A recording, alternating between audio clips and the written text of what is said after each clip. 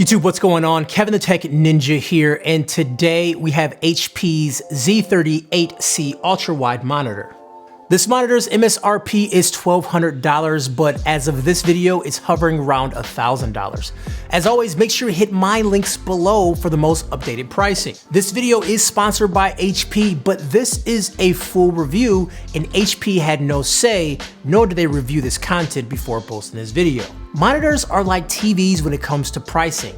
You can find a TV for $3,500 or a TV for $500 at the same size. But there is so much tech that goes into that price, and monitors are no exception. This monitor's resolution is 3840 by 1600, and it's a 21:9 aspect ratio. This high resolution makes it ideal for creators like video editors, photo editors, and much more. But even if you're not in those categories, you can still benefit from a high resolution screen at this aspect ratio. This size allows you to appear that you have two monitors, as you could put two windows side by side without losing any real estate.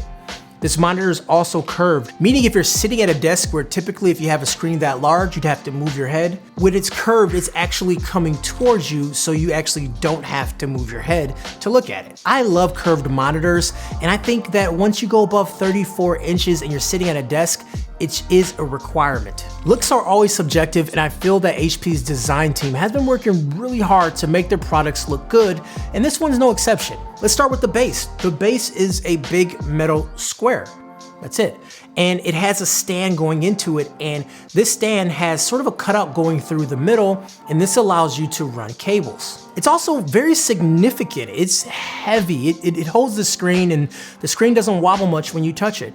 The stand also supports tilt, height, and swivel. The display can swivel 45 degrees both left and right, and it also tilts from -5 to 20 degrees, which isn't a huge number, nothing to write home about, but many people are not going beyond that level in the first place. The black and gray finish is very subtle and it's professional looking. I think it's just a great looking monitor.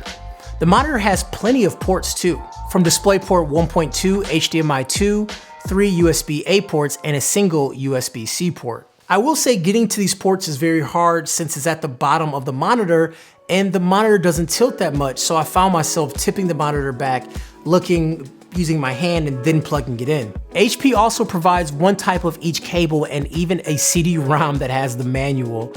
You know, CD-ROMs are one of those things that I thought were gone. I mean, HP doesn't even ship computers with CD drives, but if you have a CD-ROM drive, you want to look at the manual, you can pop the CD in. What's also interesting, at this price point, it doesn't have built-in speakers, which isn't a big deal, as ideally you have your own speakers, but at this price point, a lot of monitors come with speakers built into them. But I will say where this monitor shines, and this is where it's in its wheelhouse, it's gonna be that the monitor is pre-calibrated, meaning the colors are gonna be consistent between each monitor. So if you buy two of them, they're gonna look the same between each of them. And it's a professional calibration too, so when you look at a green image, it should be that accurate color of green. Now, I have no way to test color accuracy, but what I can do is watch content I'm very familiar with, content I've watched many times, just so I can compare to see if it looks how I thought it would look. I like to check with my favorite movie, The Dark Knight, and there's a couple of scenes that I like to watch, and I would say this looks really good. I think the colors are pretty good. The blacks look great, they're not washed out.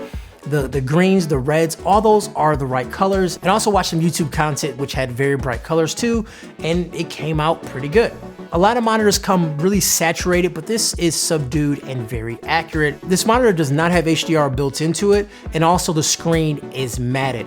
I like a matted screen because of the content I work on. I don't want to have any type of reflection because I deal with a lot of lights, but that really just depends on your circumstance and your situation if you like glossy or matted. Most creators are on the matte side because it provides a better image, and also depending on the lighting, it just usually looks better. I will say this monitor has a ton of different settings too. I don't foresee myself going into settings often, but getting into the settings is actually pretty simple. But I will say the settings does look like an old school monitor. It doesn't have that new style of settings that you're seeing on new monitors. Not a big deal, but something I wanted to note. So if you want a game, this probably won't be the best monitor for that. Now don't get me wrong, you can game. I played City Skylines on it and it looked really, really good. And also, if you want to play a game like Call of Duty or anything, you definitely can. But if you want to take gaming seriously, then you need a gaming monitor, as this monitor is more for creative outlets. This monitor also doesn't have FreeSync and is locked to 60 Hertz. That's kind of a gaming thing, and this monitor does not have that. But once again, if you want to throw on an occasional game and you're not really into the perfect settings for gaming, then yes, it can game. Overall, there is some competition in this space, but this monitor has a lot of good things going to it, from picture quality to proper color to design and the amount of ports. It makes it a really good choice. Of course, if you're interested in this monitor, please hit my links down below for the most updated pricing. Anyways guys, Kevin the Tech Ninja. If you liked the video, hit subscribe and leave a comment. And I'll talk to you guys later. Peace.